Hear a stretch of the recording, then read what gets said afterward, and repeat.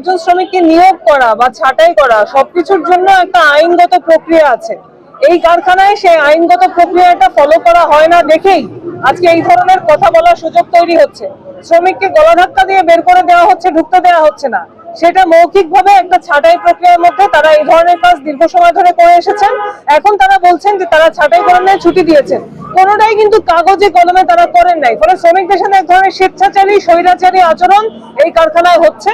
আমরা মনে করি আইনগতভাবে যে প্রক্রিয়া পদ্ধতি আছে সেটা অনুসরণ করাটা খুবই দরকার। একজন শ্রমিক যদি অসদাচরণ করে তাকে সতর্ক করা যায়, তাকে ওয়ার্নিং দেওয়া যায়, কিন্তু প্রথম ধাপেই তাকে এই ধরনের ছাঁটাই, এইটা আসলে কোনোভাবেই মেনে নেওয়া যায় না। একজন 30 বছরের কর্মচারীকে কোনো রকম হাতে কোনো কাগজ না দিয়ে কারখানা থেকে ধাক্কা দিয়ে বের করে দেওয়া, এটা অবশ্যই একটা অমানবিক বেআইনি ঘটনা। এই ঘটনার প্রতিবাদে শ্রমিকরা যে আন্দোলন করছে এটা সম্পূর্ণ যৌক্তিক বলে আমরা মনে করি এবং আমরা তাদের সাথে একাত্মতা পোষণ করেছি। যদি মালিকের সাথে বৈঠকে কোনো গ্রহণযোগ্য সমাধান হয় শ্রমিকরা সেটা মানবে, আর যদি না হয় তাহলে শ্রমিকরা আন্দোলন চালিয়ে যাবে। এরকমের পূর্ব নির্ধারিত ঘোষণা ছাড়া এরা শ্রমিক ছাঁটাই করে আসতেছে। গত মঙ্গলবার 24 তারিখ আমাদের অফিস খোলার দিন, এদিনও কোনো পূর্ব ঘোষিত নোটিশ ছাড়া এরা 5 জন শ্রমিককে ছাঁটাই করেছে। আমরা এই শ্রমিকের পূর্ণ বহাল দাবি করি এবং যে শ্রমিক আমরা এখানে কাজ করি এদের 1 থেকে 5 তারিখের ভিতরে বেতন পরিশোধ করতে হবে। আজকে দাঁড়াইছি, আমি ইংরেবাংলা চাকরি করি আজ প্রায় 30 বছর। গত মঙ্গলবার দিন অফিস খোলার দিন আমার 5:30টার দিকে ডাকিয়া কইতে আছে, একমিতে কইতে আছে যে তোমার চাকরি নাই। আমি অন্য কইতে আছি যে আমার চাকরি নেই, কী কারণে চাকরি নেই? কইতে আছে কোনো কারণ নাই। কারণ নাই, চাকরি নাই কে? আমার অপরাধ তো দেখাইবেন। কোনো অপরাধ নাই, ইহা জানে ঢাকার এমবি। এই করার পরে এইবার কইলে যে কালকে হয়তো ঢুকবা না। আমি কই না, আমি ঢুকবো না, কী কারণে বলেন আমরা? কই না, কোনো কারণ নাই। এইবার আমারে ধাক্কাইয়ে পাঠাই দিয়েছে। আমার নাম সীমা সরকার, আমি 9 বছর পর্যন্ত ইন্দ্র বাংলায় চাকরি করি। মঙ্গলবার দিন সুপারভাইজার আমারে বলে যে অ্যাডমিনের মিজান স্যারে ডাকে আসছি, তারপর বলছে যে আপনি কাল থেকে আর আসবেন না। হ্যাঁ, তারপরে বেরোইছি। এখন মানে এত বছর যে আমি চাকরি করছি, কারোর সাথে বললে যাবো এইরকম আমাদের কোনো সুযোগ সুবিধা দেয় না।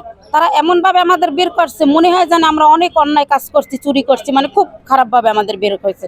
মানে 1 মিনিট সময় দেয় নাই, ড্রেসটা পর্যন্ত চেঞ্জ করার সময় দেয় না, এইরকমভাবে করছে। তারপরে আমাদের এই 3 বছর পর্যন্ত বেতন বাড়ায় না। আমাদের 17 সালে যে গেজেটটা বাড়ছে সেটা দেয় না, 25 সালের গেজেটটা বাড়ছে সেটা দেয় না। আমাদের বেতন ঠিক মতন দেয় না। আমাদের যে ন্যায্য দাবি এইগুলো আমাদের সব পূরণ করবে, তারপর আমাদের আন্দোলন থাকবে। নাস্তা আগে একটা নাস্তা দিত, তারা ওই 3 বছর পর্যন্ত নাস্তা দেওয়া বন্ধ করছে। 11টা একটা নাস্তা দিত, সেই নাস্তাটা দেওয়া আমাদের বন্ধ করছে। চাকরি করি 7 বছর ইন্ডো বাংলায়। আমি চাকরি করি, আমার 5:30টার সময় দায়িত্ব বলে কাল হইতে আসবে না। কেন আসবে না? হ্যাঁ, আমি জিজ্ঞেস করছি, কইছে হ্যাঁ আমরা জানি না, মালিক পক্ষ জানে। আমি কইছি কেন? আমাদের 1 তারিখ হইতে 5 তারিখের মধ্যে বেতন দিতে হবে। আমাদের নাস্তা খায় না, স্যারেদের নাস্তা খায়। হ্যাঁ, আমরা কাজ করি পেটের খিদে, তাই আমরা নাস্তা পাই না। স্যারেরা নাস্তা পায় কিসের জন্য? আমাদের ক্ষুধা লাগে না? আমাদের সুপারভাইজার কুত্তর মতন ব্যবহার করে। আমাদের কোনো হাজিরা বোনাস দেয় না, আমাদের কিচ্ছু করে না। আমাদের দূর দূর করে তারাই দিয়েছে, এখনই বাইরেও 6টা বাজে 10 মিনিট বাইরে, এই সময় বাইর করে দিয়েছে গেটটি দিয়া। ছেলের রূঢ় ব্যবহারের কারণে তাদেরকে ছুটির একটা নির্দেশ দেওয়া হয়েছে। হ্যাঁ, সেটাও একটা মৌখিক ভাবে, কিন্তু আমরা কোনো শ্রমিকদের ছাঁটাই করি নাই।